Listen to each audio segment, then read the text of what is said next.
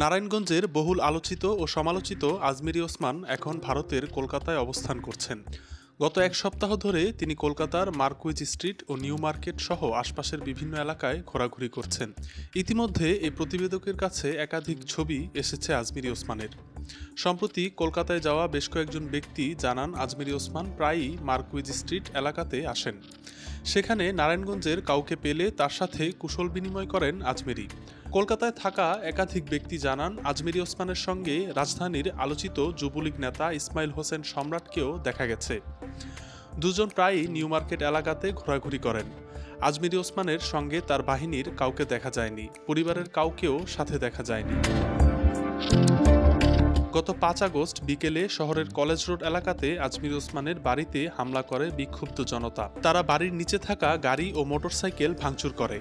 ভবনের ফ্ল্যাটেও ব্যাপক ভাঙচুর করা হয়। এর আগে সপরিবারে আজমিরি ওসমান বাড়ি থেকে পালিয়ে যায়। শুরুতে তারা দেশ ছাড়তে পারেনি। একটি বড় সময় আজমিরি ওসমান ও তার পরিবারের লোকজন বাংলাদেশেই অবস্থান করেছিলেন। পরে সুযোগ বুঝে ভারতে পাড়ি জমান সবাই। তার পরিবারের কেউ কেউ দুবাইতে রয়েছেন বলেও জানা গেছে।